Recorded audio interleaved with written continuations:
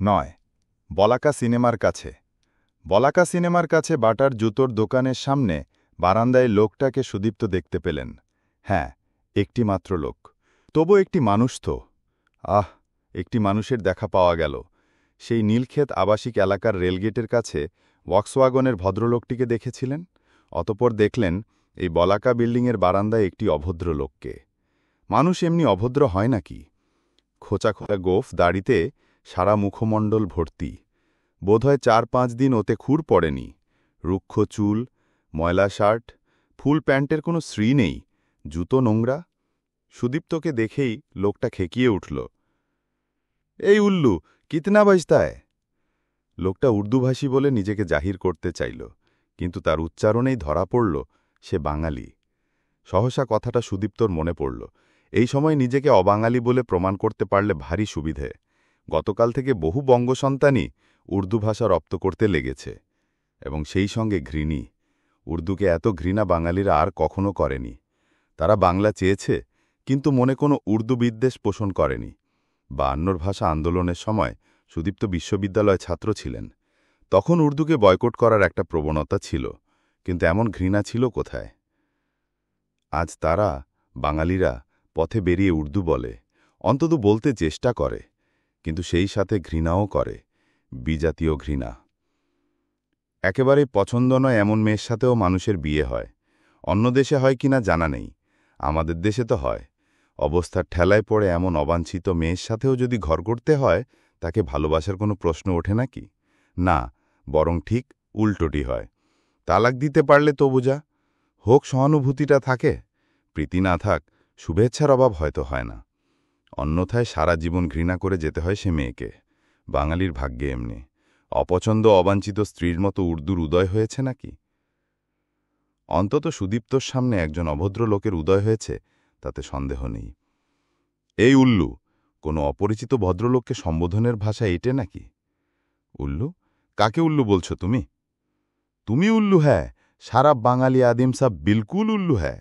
বলতে বলতে হো হো করে হেসে উঠল সেই অপরিচিত অভদ্র মানুষটি।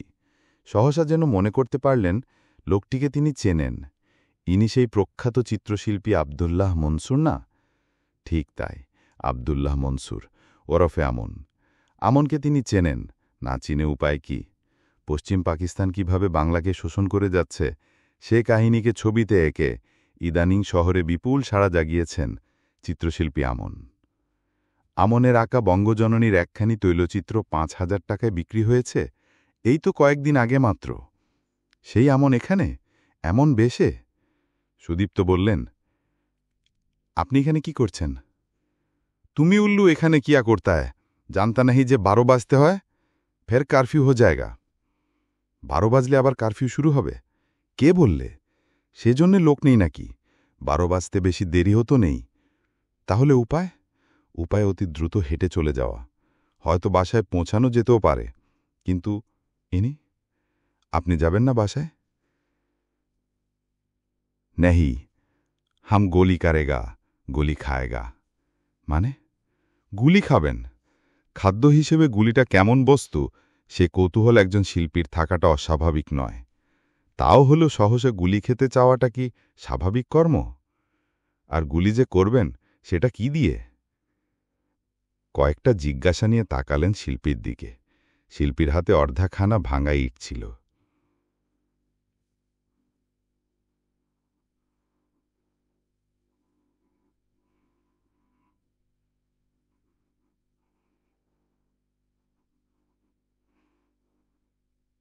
শিল্পী আবদুল্লাহ মনসুর ২৫শে মার্চের দিবাগত রাত্রে বাসায় একা ছিলেন। আজকাল মাঝে মাঝে এমন একা থাকতে তিনি ভালোবাসতেন। একা একা অনেক রাত জেগে বেশ কাজ করা যায়। শুধু কাজ, কলহ নেই। কলহ তাদের সুদীর্ঘ দাম্পত্য জীবনে ছিল বইকি, তবে ততটুকু ছিল যতটুকু সংসারের জন্য স্বাস্থ্যপ্রব। এবং কলহ করে স্ত্রী কোনোদিন বাপের বাড়ি যাননি। সেদিন গিয়েছিলেন ছোট বোনের বাড়ি। রাতে বোন আর তাকে ফিরতে দেয়নি। ব্যবসায়ী ভগ্নিপতি ব্যবসা উপলক্ষে গিয়েছিলেন চিটাগং। অতএব বোনের কাছে বোনেকে থাকতে হয়েছিল। আত্মীয় স্বজনের মধ্যে এমনটি তো হতেই পারে, পূর্বেও হয়েছে। এক ছেলে এবং এক মেয়ে নিয়ে আমনের স্ত্রী বোনের কাছে থেকে গিয়েছিলেন। আমন বলেছিলেন, আমি কিন্তু ফিরে যাব, ছবিটা আজ শেষ করার কথা। একটা ছবি আজ তিনি শেষ করবেন। অতএব বাসায় ফিরছিলেন এবং ফেরার সময় তার ছেলেমেয়েদের আদর করেছিলেন। ছোট মেয়েকে কোলে নিয়ে চুমু দিয়ে বলেছিলেন, মামনি, এখন তবে যাই, কাল সকালে এসে তোমাকে নিয়ে যাব, কেমন? আব্বা, খালা? হ্যাঁ, ঠিক বলেছ তো আম্মু, এবার তোমার খালাকেই নিয়ে যেতে হবে। তোমার মা পুরনো হয়ে গেছে। অতপর আমন তার ছোট শালিকার পানে তাকিয়ে বলেছিলেন, দেখলি রোজি, আমার মেয়ে কিন্তু তার মাকে চায় না, তার জায়গায় চায় তোকে। এমনি খানিক হাস্যপরিহাসের মধ্যে দিয়ে বিদায় নিয়েছিলেন চিত্রশিল্পী আমন। কত রাত হবে তখন? না, খুব বেশি রাত হয়নি। কাজের তাড়া ছিল বলে ৯টার মধ্যেই তিনি বাসায় ফিরেছিলেন এবং ফেরার সময় সহসা ঢাকা শহরকে বড় বেশি নির্জন মনে হয়েছিল সেদিন। মাত্র ৯টার মধ্যেই শহর এমন ঝিমিয়ে পড়ে নাকি? আগে কখনো এমন দেখেননি তো? শিল্পী আমনের বুকে নিঝঝুম ঢাকা শহরের একটি ছবি গাঁথা হয়ে গেল। এই নিঝঝুমতা কি ক্লান্তির? ঢাকানগরী এমনি স্থবির হয়ে গেছে, নাকি অন্য কিছু? এ যদি ঝড়ের পূর্বাভাস হয়? ভাবতে ভাবতেই এমন ঘরে ফিরেছিলেন। ছবি নিয়ে একান্তভাবে মগ্ন ছিলেন। বাইরের ছোটখাটো শব্দ সহসা পাবার কথা নয়। অতএব সন্দেহ নেই যে শব্দটা বেশ বৃহৎ আকারের ছিল। একটা প্রবল শব্দে আমনের হাতের তুলি কেঁপে উঠল। পরে পরেই আর একটা শব্দ, তার সঙ্গেই আর একটা, এমনি চলতেই থাকল। প্রচণ্ড শব্দের আর গর্জনের বিরাম নেই। আর শব্দ কি একরকমের? শব্দের যে এত বৈচিত্র্য থাকে, তা কি আমন কখনো জানবেন? শব্দকে তুলি দিয়ে আঁকা যায় না? শিল্পী আমনের মনে একটা অদ্ভুত প্রশ্ন সৃষ্টি হল। তিনি বাইরে এসে বারান্দায় দাঁড়ালেন। এ কি আগুন যে? সারা ঢাকা শহরই জ্বলছে নাকি? চারপাশে আগুন, ধোঁয়া আর গন্ধ, বারুদের গন্ধ। কি শুরু হলো ঢাকা শহরে? যুদ্ধ? যুদ্ধ কেমন করে হয়? আমনের জানা নেই। রণাঙ্গনের দৃশ্য তিনি দেখেননি। ধোঁয়া, আগুন, বারুদের গন্ধ, বিচিত্র বিকট শব্দ, সবটা মিলিয়ে যে অবস্থার সৃষ্টি হয়েছে, এরই নাম যুদ্ধ। কিন্তু কার সঙ্গে যুদ্ধ? কারা যুদ্ধ করছে? আমন কিছুই ভাবতে পারলেন না। ভাবনারা ভয়ে মুখ হয়ে গেছে। তাকিয়ে বুঝলেন আগুনের শিখাটা নীলক্ষেতের দিকেই বেশি। সারা নীলক্ষেত জুড়ে ঢাকা বিশ্ববিদ্যালয়, বিশ্ববিদ্যালয়ের কয়েকটি হল, কলা ভবন ও শিক্ষকদের আবাসিক এলাকা। ওই সবই ওরা জ্বালিয়ে দিয়েছে নাকি? প্রচণ্ড শব্দগুলিও বেশিরভাগ আসছে ওই দিক থেকেই। তাহলে কি ছাত্রদের সঙ্গে সামরিক বাহিনীর যুদ্ধ বেঁধে গেছে? তা কি করে হবে? অবশ্য কয়েকদিন থেকেই শহরে সংগ্রামের কথা চলছিল। আমাদের সংগ্রাম চলবেই চলবে, বীর বাঙালি অস্ত্রধর বাংলাদেশ স্বাধীন কর ইত্যাদি স্লোগান দিয়ে দিয়ে মিছিল চলছিল শহরে। কিন্তু সবাই তারা ছাত্র তা তো নয়। সব স্তরের মানুষই তাদের মনের অনুভূতিকে ব্যক্ত করতে চাইছিল ওই সব মিছিলে, স্লোগান দিয়ে। কিন্তু সত্যি তারা কি অস্ত্র নিয়ে যুদ্ধের প্রস্তুতি নিচ্ছিল? কই, তিনি তো জানতেন না। তবে তিনি না জানলেই তা মিথ্যে হবে? সত্য হওয়াই তো ভালো। আহা, কথাটা সত্য হোক, বাঙালির গোপন প্রস্তুতি সত্য হোক, তার অস্ত্রধারণ সত্য হোক। বীর বিক্রমে বাঙালি যুদ্ধ করছে পশ্চিম পাকিস্তানি সামরিক বাহিনীর সাথে। কল্পনাটা শিল্পী আমনের মধ্যে খুব উজ্জ্বল সুখের অনুভূতি এনে দিল। বাঙালি গোপনে এত অস্ত্র জমিয়েছিল, এত অস্ত্রের ব্যবহার শিখেছিল।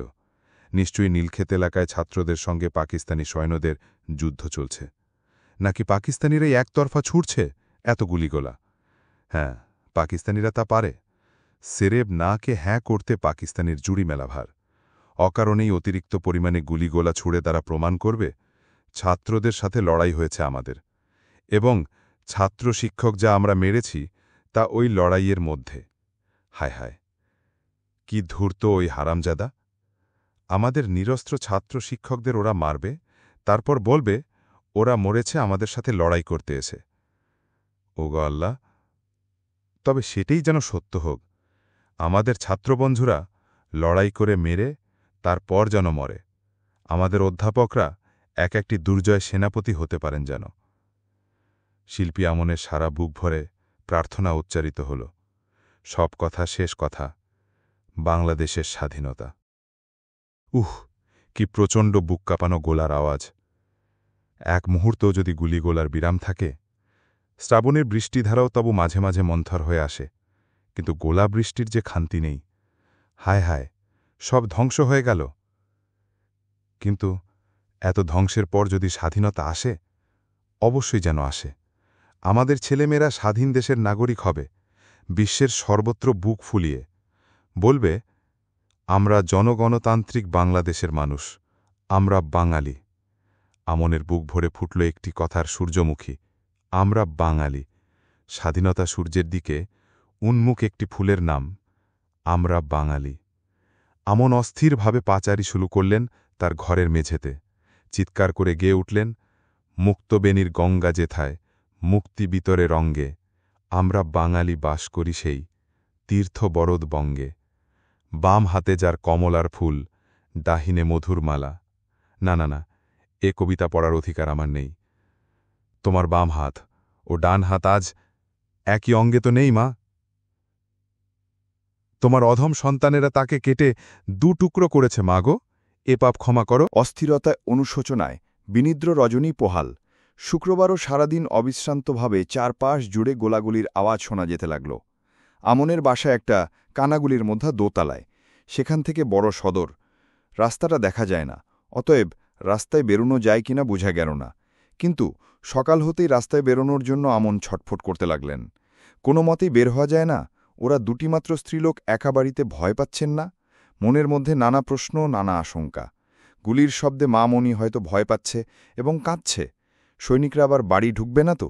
না, ওই আশঙ্কার কোনো মানে হয় না। কই, ভদ্রলোকের বাড়ি ঢুকে ওরা অত্যাচার করেছে এমন তো কখনো শোনা যায়নি। তাছাড়া রোজির সেই ভাগ্নেটিও হয়তো বাসায় ফিরে থাকবে। আওয়ামী লীগের স্বেচ্ছাসেবক হয়ে রাতে পাড়া পাহারা দিতে যায়, ফেরে একেবারে শেষ রাতে। আজ নিশ্চয়ই আগেই ফিরে থাকবে। কিন্তু না ফিরে থাকে যদি? ওরা দুবোন ভয়েই মারা পড়বে হয়তো। তিনি যদি এখন কাছে থাকতেন। কিন্তু কিভাবে থাকবেন? পথে বেরোনো যায়? বেলা 10টার দিকে আমন জানলেন পথে বেরোনো যাবে না। রেডিওতে সামরিক কর্তৃপক্ষের কয়েকটি আদেশ শুনলেন।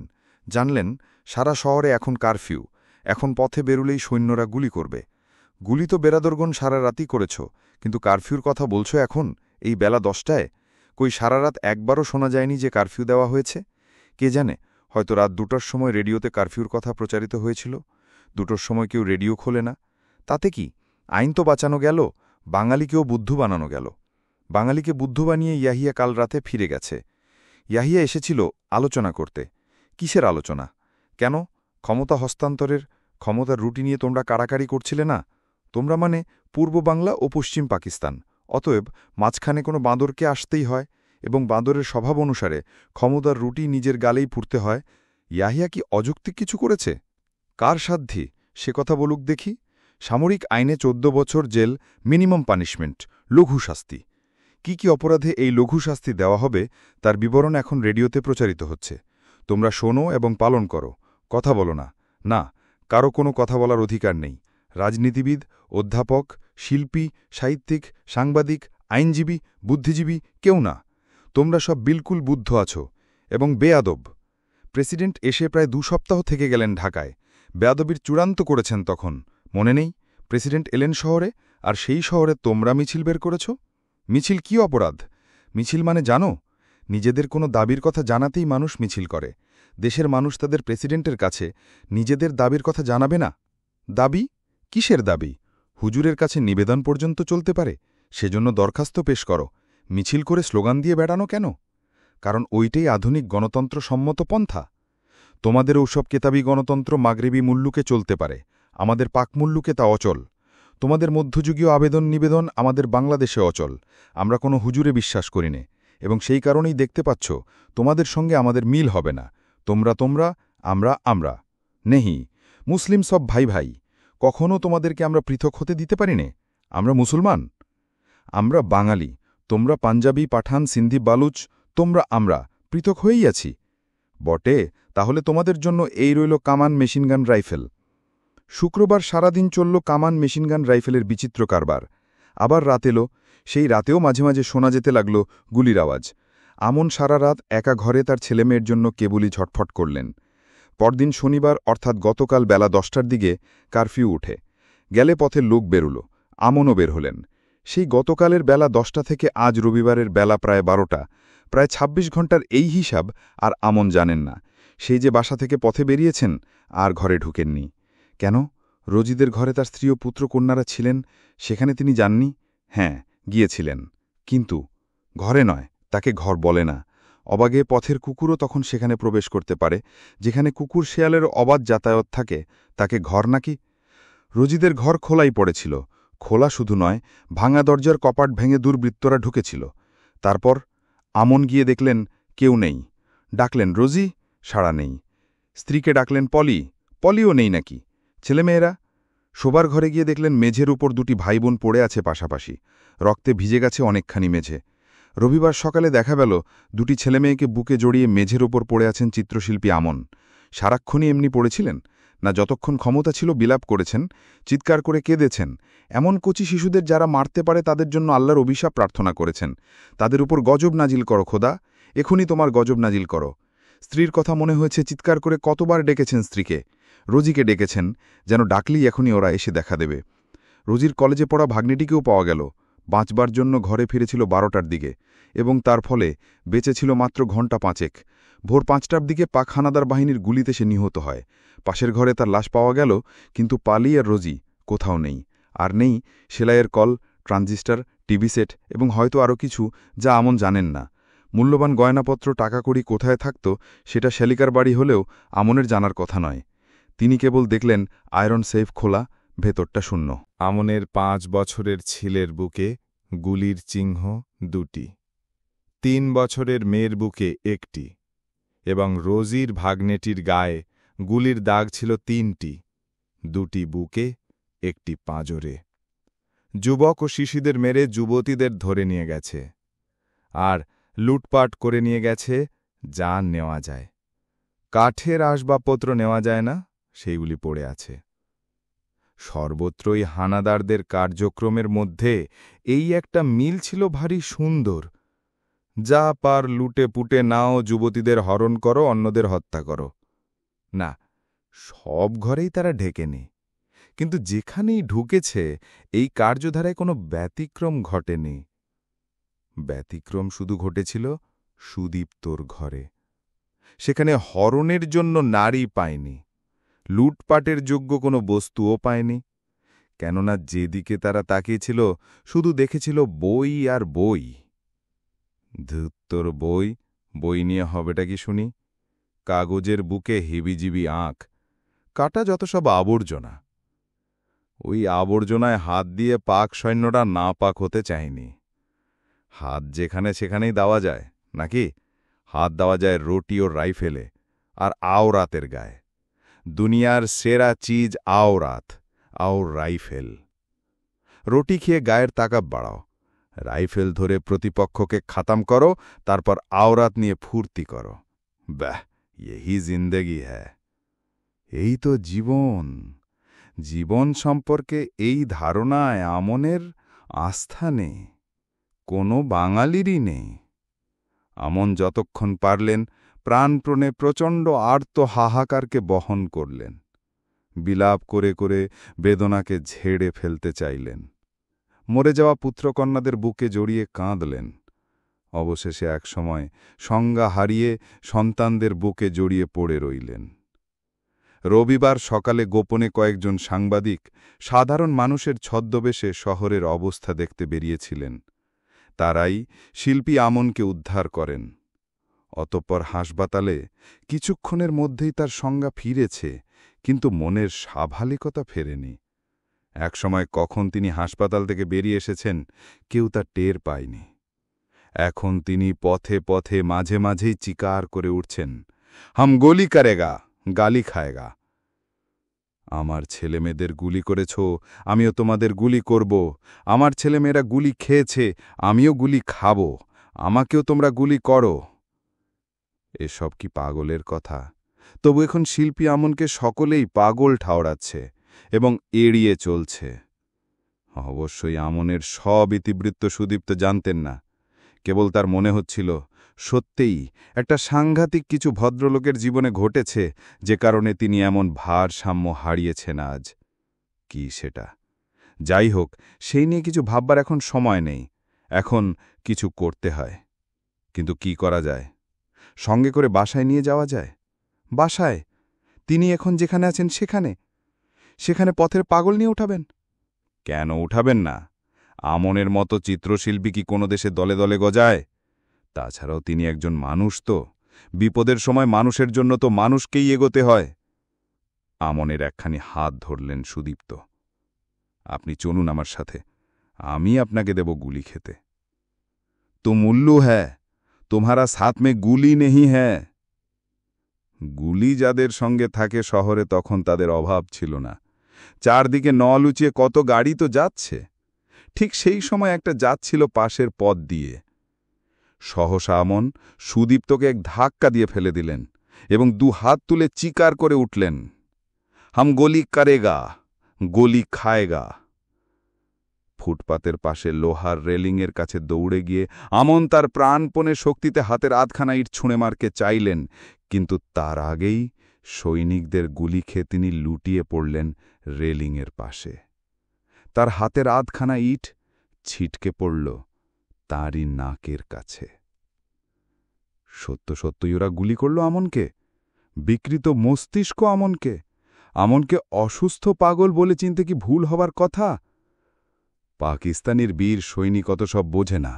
অত সব বুঝতে গেলে ভালো সৈনিক হওয়া যায় না। সৈনিকের কাজ কোনো কিছু বিচার করা নয়, কেবলই গুলি চালানো। হ্যাঁ, পাকিস্তানিরা গুলি চালাতে জানে। রাইফেল, মেশিনগানের লোহার গুলি, রেডিও টিভিতে গাঁজা গুলি। গোটা পাকিস্তানটাই একটা গাঁজা গুলি। বলাকা বিল্ডিংয়ের বারান্দায় পড়ে থেকেই কথাটা মনে হয়েছিল সুদীপ্তর। ভাগ্যিস আমন তাকে ধাক্কাটা বেশ জোরেই দিয়েছিলেন।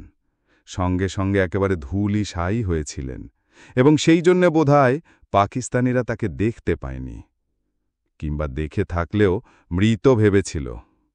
সুদীপ্ত কিন্তু সবই দেখলেন। চিত্রশিল্পী আমনের দেহ লুটিয়ে পড়ে আছে, রক্তের ধারা গড়িয়ে যাচ্ছে পথের উপর। ওরা মেরে চলে গেছে। সুদীপ্ত উঠে দাঁড়িয়েছেন। আশ্চর্য, একটুও ভয় পাচ্ছেন না তিনি। এক দৃষ্টিতে দেখছেন নিষ্পন্দ একটা মানব দেহকে। এই দেহ আশ্রয় করে যিনি ছিলেন, তিনিই সেই প্রখ্যাত চিত্রশিল্পী আমন। এই তো ছিলেন। কোথায় গেলেন তবে? তিনি গেছেন সেই জনতার পথে যারা প্রতিজ্ঞা নিচ্ছে, আমরা এর প্রতিশোধ নেব। সকালবেলার হাসিম শেখের কথা মনে পড়ল। খোদার কসম, আমার মায়ের কসম, আমাদের রক্তের কসম, আমরা এর শোধ নেবই নেব। প্রতিশোধ গ্রহণের দুর্বার শপথ ছড়িয়ে গেল চারপাশের বাতাসে, পথের ধুলোয়, আশেপাশের প্রতিটি দেয়ালে, প্রতিটি বাতায়নে, এমনকি আমনের হাতের সেই আধখানা ইটেও। সুদীপ্তর চোখের সামনে সেই ইটের টুকরো হয়ে উঠল আস্ত কামানের গোলা। সে এখন ওত পেতে শত্রুর মুখ খুঁজছে, যেন বলছে, মাগো, সন্তানের রক্তে তোমার বুক ভেসেছে, শত্রুর রক্তে তোমার পা ধোয়াব। কথাগুলি আমনের। শিল্পী আমনের একটি ছবির নিচে এই শপথবাক্য খোদিত ছিল। মাগো, সন্তানের রক্তে তোমার বুক ভেসেছে, শত্রুর রক্তে তোমার পা ধোয়াব। না, ওই পানে আর চেয়ে থাকা যায় না। একসময় সুদীপ্ত চঞ্চল হয়ে উঠলেন। মানুষের সব কত আর দেখা যায়। গত ২০-২৫ দিন ধরে কত রক্ত, কত লাশ তিনি দেখেছেন, কিন্তু কান্না শোনা যায়নি। এই তো, এই মার্চেরই মাঝামাঝিতে সেই দিনগুলি। সেদিন গত রাতের কয়েকটি শব এনে ছেলেরা বিশ্ববিদ্যালয় প্রাঙ্গণের বটতলায় জড়ো করেছিল, আর বিশ্ববিদ্যালয়ের ছাত্রীরা সেই সব ঘিরে স্লোগান দিচ্ছিল, বাঙালি ভাই, ভাইরে বাঙালি, ভাইয়ের রক্ত দেখ। সকলে সেই রক্ত দেখেছিলেন। এ তো লাল পলাশের রং নয়।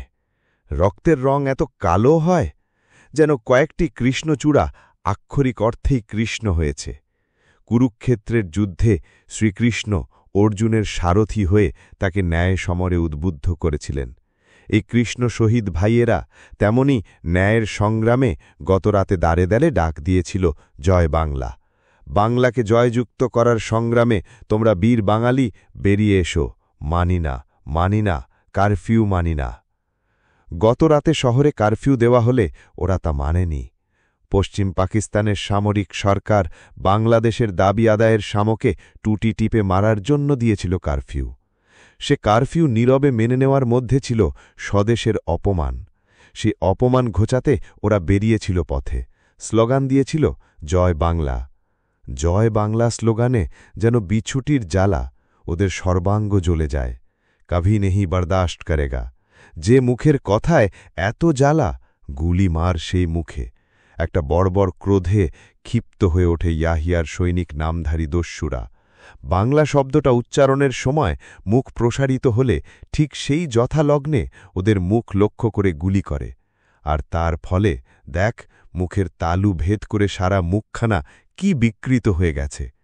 কিন্তু মুখের সেই বিকৃতি যেন সুদীপ্তর মনে হয়েছিল সারা পাকিস্তানের বিরুদ্ধে এক বিরাট ব্যঙ্গ। ওরা জানে যাবার আগে একটা মুখ ভেঙচি দিয়ে গেছে ইয়াহিয়াদের পাকিস্তানকে। না, ওদের সঙ্গে আর নয়। সেই লাশগুলি সেদিন যারাই দেখতে এসেছিলেন তাদেরই মনে জন্ম নিয়েছিল কথাগুলি। না, ওদের সঙ্গে আর নয়। বিশ্ববিদ্যালয় প্রাঙ্গণের সেই প্রাচীন বটবৃক্ষ তার সাক্ষী। ওগো প্রাচীন বটবৃক্ষ, সাক্ষী থেকো তুমি, ওদের সঙ্গে আর নয়। ছাত্রদের প্রতিটি আন্দোলনের সাক্ষী সেই প্রাচীন বটবৃক্ষ। ৬৯-এর আইয়ুব বিতরণের আন্দোলনে এই বটতলা থেকেই ছাত্ররা যুদ্ধ করেছিল মোনায়েম খানের পুলিশ বাহিনীর সাথে। না, পুলিশেরা রাইফেল মেশিনগন নিয়ে আসেনি, এসেছিল লাঠি ও টিয়ার গ্যাস নিয়ে। লাঠির মোকাবেলা করতে ছেলেরা সক্ষম ছিল, কিন্তু টিয়ার গ্যাস? সুদীপ্ত নিজে না দেখলে তাকে বিশ্বাস করতেন? টিয়ার গ্যাসের শেলগুলো এসে পড়তেই ভেজা চট হাতে জড়িয়ে সেগুলো ধরে ফেলছিল তারা এবং ছুঁড়ে মারছিল রাস্তার পুলিশের দিকে। তখন পুলিশেরাই তার ফলে টিয়ার গ্যাসের জ্বালায় অস্থির। সে এক আশ্চর্য যুদ্ধ। তারপরেই তো ঘটে গেল পরপর ২টি মৃত্যু। ঢাকায় মারা পড়লেন ছাত্রনেতা আসাদ, রাজশাহীতে বিশ্ববিদ্যালয়ে ছাত্রপ্রিয় অধ্যাপক শামসুজ্জোহা। শামসুজ্জোহার মৃত্যুর সঙ্গে সঙ্গে সময় আন্দোলন এমনই ভয়াবহ রূপে ব্যাপকতা পেল যে আইয়ুব শাহী আর টিকল না। তখন মুখোশ পরে এলো ইয়াহিয়া।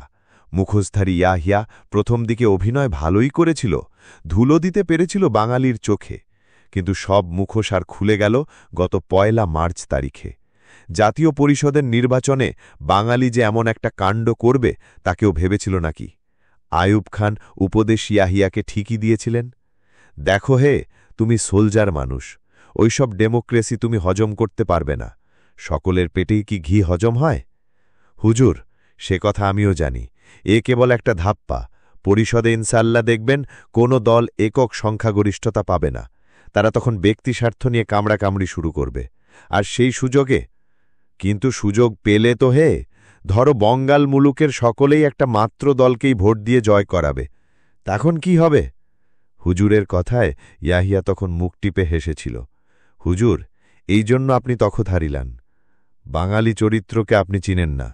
ঝগড়ার ভয়ে যাদের দুজনকে একসাথে কবর পর্যন্ত দেওয়া যায় না, তারাই মিলেমিশে একটা মাত্র দলকে ভোট দিয়ে জয় করাবে, এও বিশ্বাস করতে বলেন হুজুর? আপনি যে হাসালেন দেখি। কিন্তু সত্যিকার হাসবার দিন ইয়াহিয়া পায়নি। নির্বাচনের ফল বেরুলে সব হাসি তার মিলিয়ে গেল। এবার হায় হায়, দালালি করতে পারে এমন যে নামগুলো নোটবুকে টোকা ছিল তারা সব যে হেরে গেল। এখন যে আর চিন্তা করেও কোনো কুল মেলে না। ধুত তোর চিন্তা, শারাব লেয়াও। মদের মাত্রা আরও বাড়িয়ে দিল ইয়াহিয়া এবং কিছু চিন্তা না করে হুকুম জারি করল জাতীয় পরিষদের অধিবেশন বন্ধ। কিন্তু কেন এবং কতদিনের জন্য? এসব প্রশ্নের জবাব দেওয়া হল গুলিতে। ইয়াহিয়া তার দেশ শাসনের ব্যাপারটাকে সরল ও সনাতন একটি সূত্রের উপর স্থাপন করল। তেরে মেরে ডান্ডা, কার দেবন ঠান্ডা। বেশ, তবে তাই হোক, ডান্ডার জোরি পরীক্ষা হয়ে যাক। বাঙালির কাঁদবার দিন আর নেই। এবার অস্ত্রের উত্তর অস্ত্রের ভাষায়। বাঙালির কান্নার দিন শেষ হয়েছে। এই যে সারা মার্চ মাস ধরেই বাংলাদেশে ইতস্তত মনোহত্যা চলল, এজন্য বসে বসে কাঁদলে কি বাঙালি বাঁচত? আশ্চর্য, ওরা যত মেরেছে ততই দৃঢ় শপথে সোজা হয়ে দাঁড়িয়েছে বাঙালি। পায়েটা মার দেবার শপথ নিয়েছে, দুর্জয় শপথ। কিন্তু গত ২৫-এর রাতের সেই মার, তার বিরুদ্ধেও দাঁড়াবার সাহস তার হবে? ১০০ বার হবে, হতেই হবে। পাল্টা মার দিতে না পারলে বাঙালির দশা এখন কি হবে বলতে পারো? দাস্যবৃত্তি আর গণিকাবৃত্তি। তার চেয়ে মরে যাওয়া ভালো। স্বাধীনতাহীনতায় কে বাঁচিতে চায় হে? সুদীপ্ত ভাগ্যবান বৈকি। সুদীপ্তর নিজেরও ধারণা খুব সহজে বোধহয় মৃত্যুর মুখ তাকে দেখতে হবে না। তাহলে ওই রাতেই সে কর্মটি সমাধা হতে পারত। হয়নি যে সেটা এখন কোনো সৈনিকের মৃঢ়তা বা দুর্বলতা বলে তার আর মনে হয় না। ওটা ভাগ্য। এই ভাগ্য প্রার্থনা করলেই মেলে এমন নয়। সে খামখেয়ালি, যার ওপর ইচ্ছে প্রসন্ন হয় তার অপ্রসন্নতাও কোনো নিয়ম মেনে আসে না।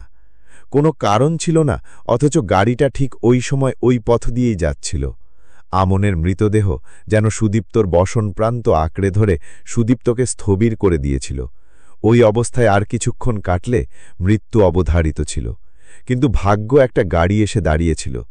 তখন কারফিউ শুরু হতে মাত্র 10 মিনিট বাকি। অন্তত গাড়ির চালকটি তাই জানত। অতএব অতি দ্রুত সে বাসায় ফিরছিল। জনহীন পথে একটি মানুষও দৃষ্টি আকর্ষণ করে। বলাকা বিল্ডিংয়ের পাশে, তাই সুদীপ্ত খুব সহজেই তার চোখে পড়েছিলেন। এ কি স্যার, এখানে? নাজিম শুনেছিল সুদীপ্ত স্যার মারা গেছেন। সুদীপ্তর ছাত্র নাজিম হুসেন চৌধুরী। বছর 3 আগে পাশ করে বেরিয়ে গেছে, এখন সাংবাদিকতা করে। গাড়ি থেকে ছুটে বেরিয়ে এসে নাজিম তার স্যারের কদম বুসি করে প্রায় কেঁদেই ফেলল। আবেগরুদ্ধ কণ্ঠে বলে উঠল, স্যার আপনি?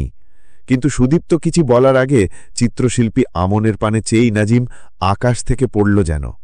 এ কি স্যার, আমনদা এখানে?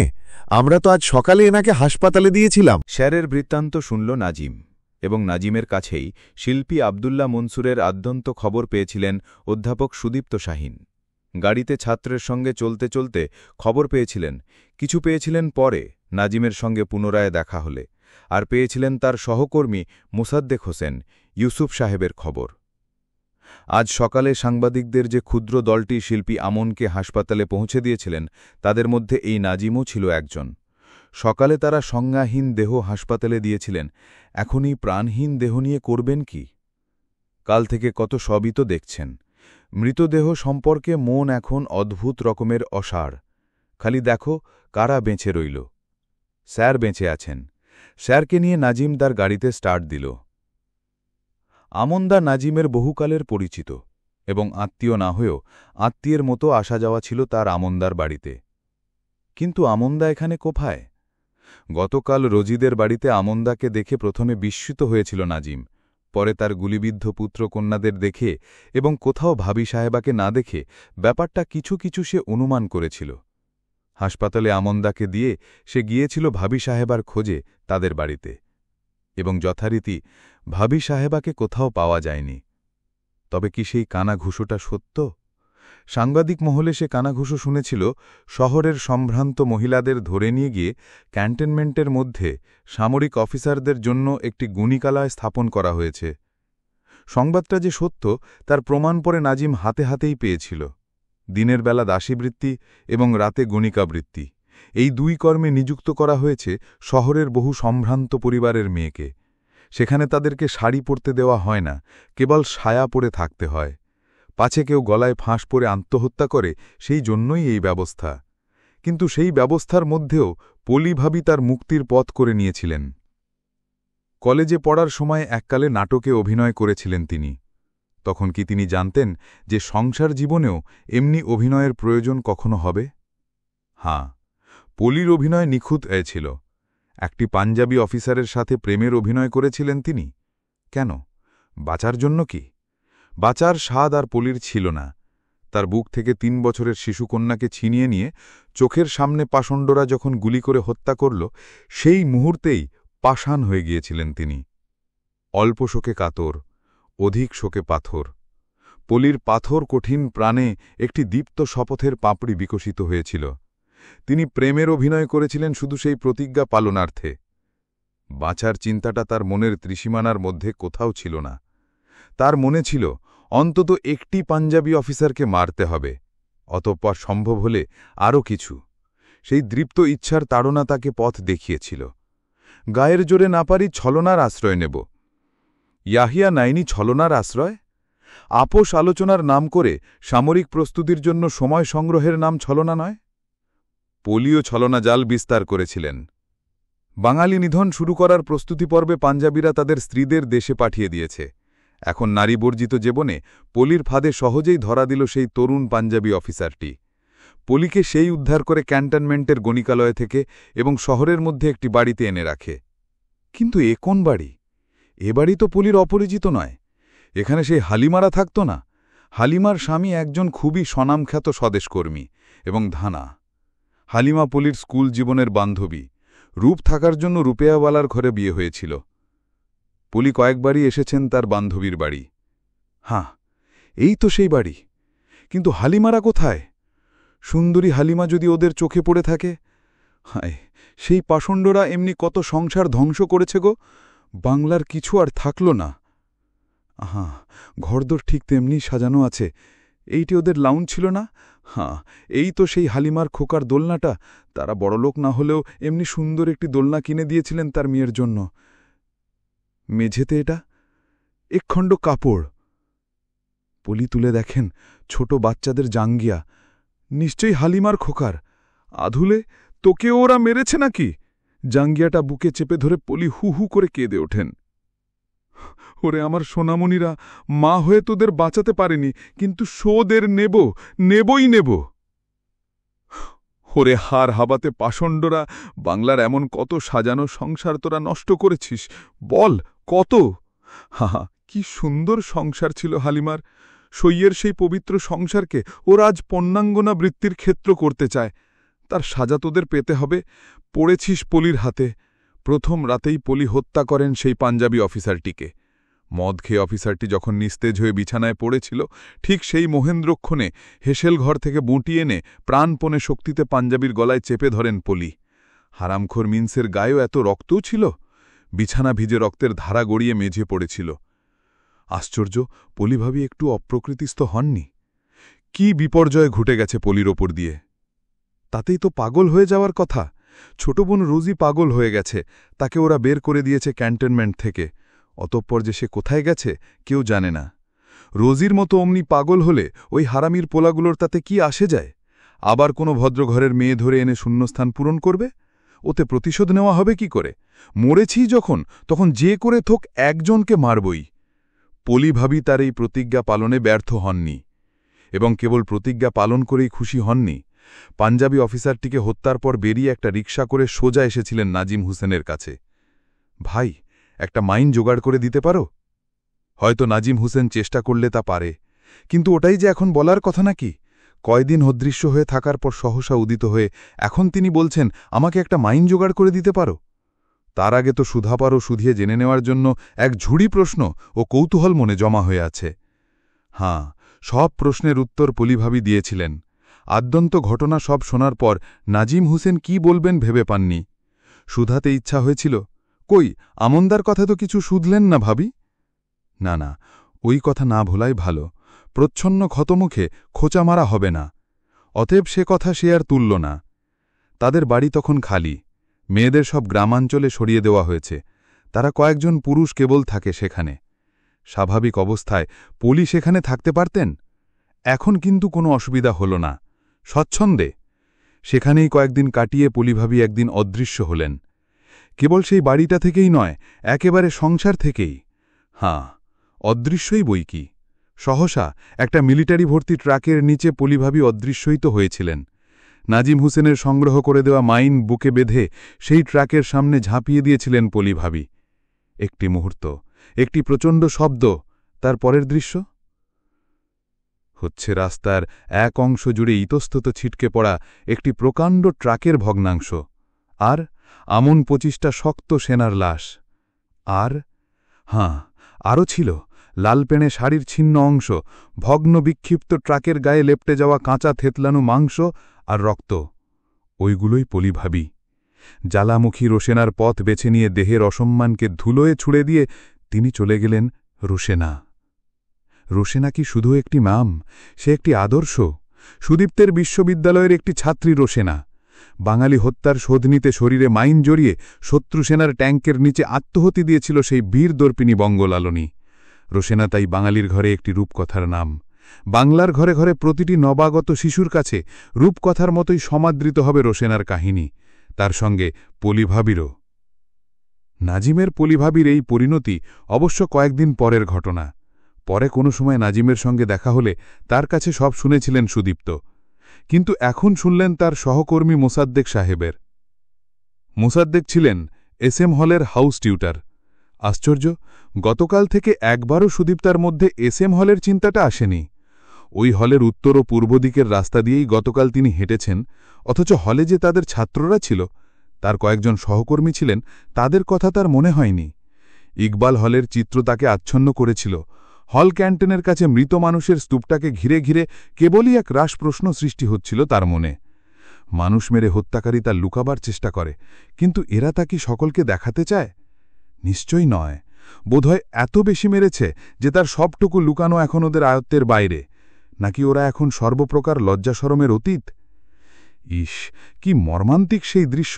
ইত্যাদি নানা কথা ভাবতে ভাবতে এবং নানা দৃশ্যের যন্ত্রণায় বারবার আক্রান্ত অভিভূত হতে হতে এসএম হলের পাশ দিয়ে কখন চলে গেছেন এবং ফিরেছেন ফিরোজের গাড়িতে।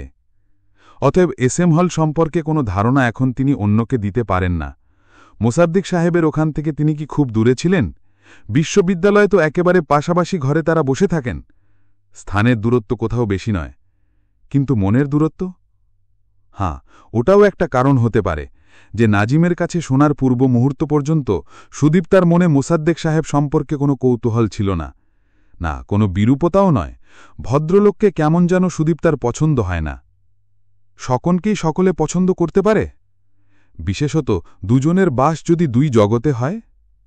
মোসাদ্দেক সাহেব ছিলেন প্রাচীন আচারের বালুরাশি আচ্ছন্ন দ্বীপের অধিবাসী। কদিন থেকেই মোসাদ্দেক সাহেব কেমন যেন স্বস্তিতে ছিলেন না। 20 মার্চের রাতে কাকের ডাক শুনেই তিনি বুঝেছিলেন সাংঘাতিক কিছু একটা ঘটতে যাচ্ছে।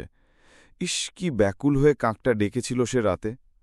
আবার দেখ, ঠিক পরের রাতে সেই স্বপ্নে একটা বিশাল বাক্স দেখলেন মোসাদ্দেক সাহেব, এবং ঘুম থেকে জেগেই স্ত্রীকে ডেকে বললেন এ বাড়ি থেকে চলে যাবার আদেশ হয়েছে। কিন্তু স্বপ্নে তো বিছানা দেখেননি, কেবলই বাক্স দেখেছেন। অতএব বাক্স বিছানা গুটিয়ে একেবারে চলে যাবার নির্দেশ এ নয়। বাক্স বোঝাই করে জাপার সরিয়ে ফেল। 22 মার্চেই মোসাদ্দেক সাহেব বয়স্ক পুত্রকন্যাদের দেশের বাড়িতে পাঠিয়ে দিয়েছিলেন। সঙ্গে যতটা সম্ভব টাকা কড়ি ও গহনাপত্র সরিয়েছিলেন। বাসায় ছিলেন কেবল তারা স্বামী স্ত্রী এবং কোলের একটি শিশুকন্যা। অতএব খুবই স্বাভাবিক যে পাক জওয়ানরা মোসাদ্দেক সাহেবের বাসায় ঢুকে আদৌ খুশি হয়নি। এ কেমন রাড়ি? রাডিও কই, সেলাইয়ের কল, টিভি, কিছুই যে নেই। মাত্র দুজন বুড়ো বুড়ি। ছুকরি অরাত কাহা? ধুত্তর, এ সালা লোক কোলে যাও, গলিকার। শিশুকন্যাকে বুকে নিয়ে ওরা স্বামী স্ত্রী আগে পিছনে দুজন জওয়ানের সাথে বেরিয়ে গেলেন ঘর থেকে, মানে বেরুতে হল। হলের আঙিনায় যেতেই মোসাদ্দেক সাহেবকে দেখে হাউমাউ করে ছুটে এসে তাকে জড়িয়ে ধরল একটি ছাত্র, তারই হলের ছাত্র। হলে ছাত্র সামান্যই ছিল, তাদের মধ্যে কয়েকজনকে ওরা ধরতে পারেনি। কেউ পালিয়ে দেখেছে, কেউ লুকিয়ে।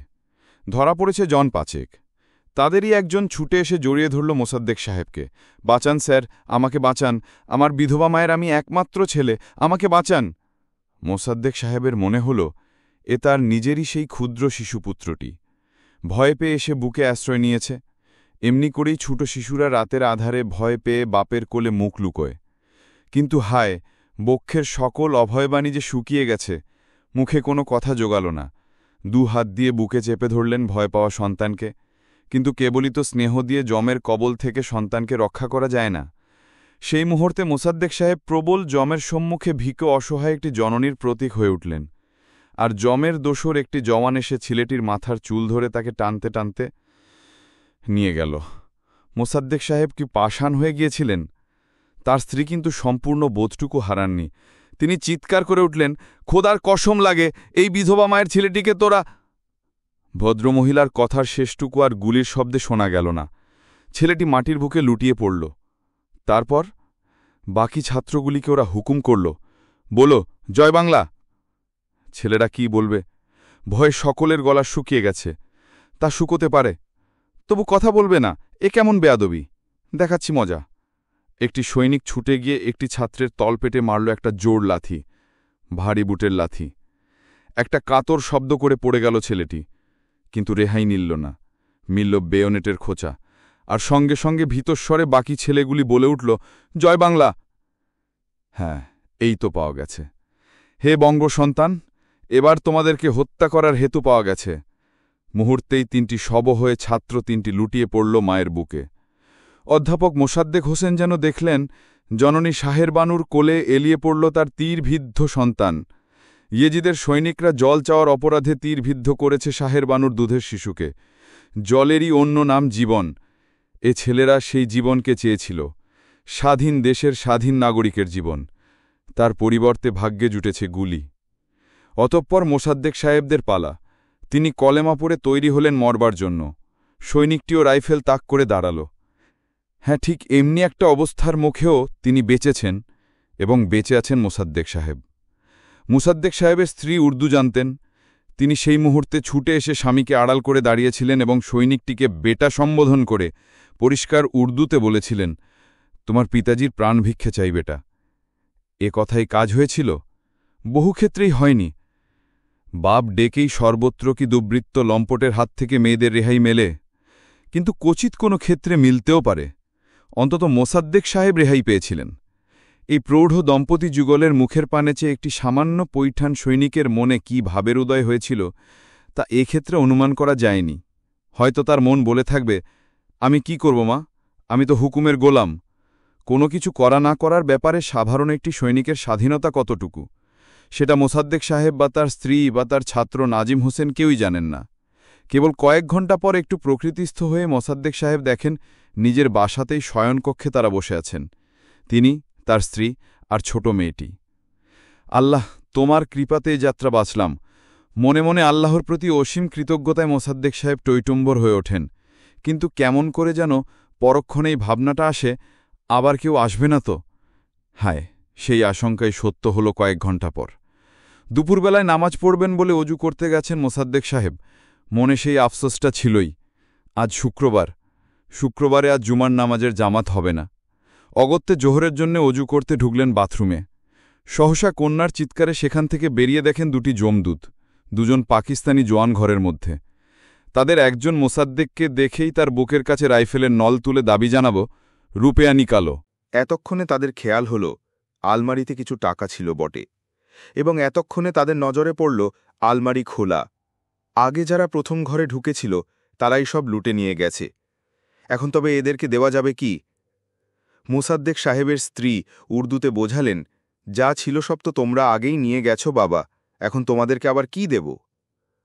তবে রে, বিশ্রী একটা গাল দিয়ে খেকিয়ে উঠল একটা জওয়ান, এবং আর একজন তার কর্ম শুরু করল। গুলি নয়, প্রহার।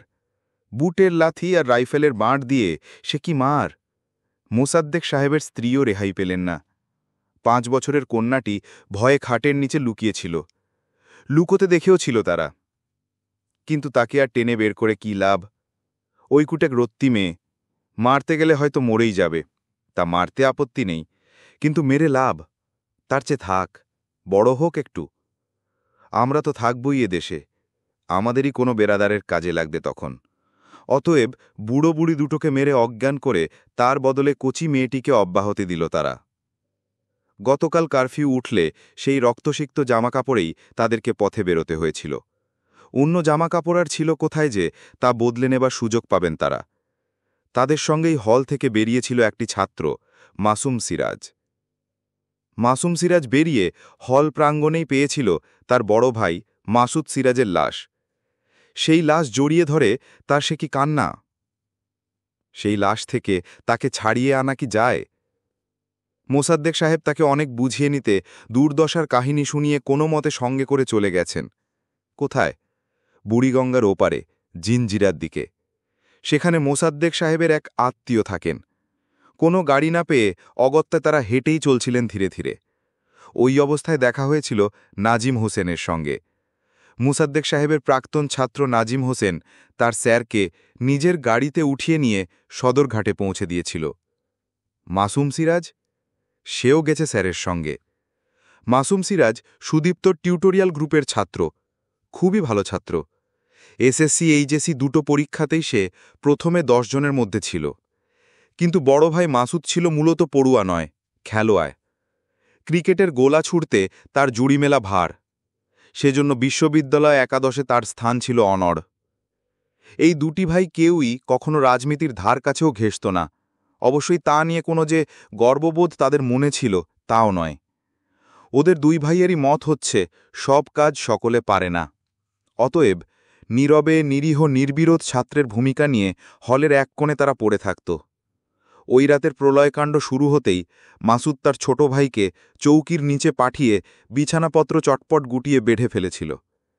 বিছানার পুলিন্দা চৌকির উপর রেখে ভাইকে উপদেশ দিয়েছিল, এক কোণে চুপচাপ বসে থাকবি, কখনো গলা বাড়াবি নে। অতঃপর বাইরে এসে ঘরে তালা দিয়ে কোথায় যে সে লুকিয়েছিল ছোট ভাই তা জানে না। খালি যাবার সময় বলেছিল, আমার জন্য ভয় করিস নে, আমি কোথাও ঠিক ম্যানেজ করে নেব।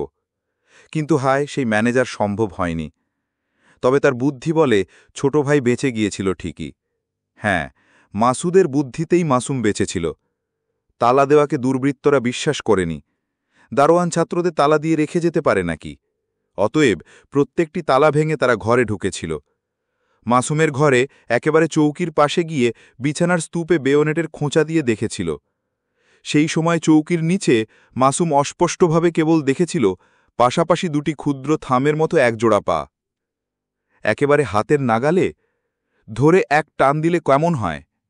হ্যাঁ, নিশ্চয়ই তা সে দেবে। গুঁড়ি মেরে চৌকির নিচে নজর দেখার চেষ্টা করলে সে আর খাতির করবে না, তখন মরতে এমনিতেই হবে। অতএব মরবার আগে একটাকে মারবার শেষ চেষ্টা করে দেখতে হবে। মেঝের উপরে ফেলে দিয়ে গলা টিপে ধরতে পারলে কেল্লা ফাতে। কিন্তু কেল্লা জয় কি অত সোজা মাসুম? জওয়ানেরা কখনো একা থাকে দেখেছ? একটাকে তুমি কুস্তির প্যাঁচ কষে ফেলতে যদিও পারো, সঙ্গে সঙ্গে অন্য জওয়ানের গুলি খেতে হবে না তোমাকে? ওই তো আর একটা জওয়ান একটু দূরে দাঁড়িয়ে আছে। এবং কিছুক্ষণ চুপচাপ দাঁড়িয়েই থেকে সঙ্গীকে নিয়ে সে বেরিয়ে গেছিল। অতএব মাসুম বেঁচে গেছে, এবং মাসুম কাঁদছে এখন। সে বড় ভাইয়ের খবর নিয়ে কি করে বাপ মায়ের সামনে গিয়ে দাঁড়াবে?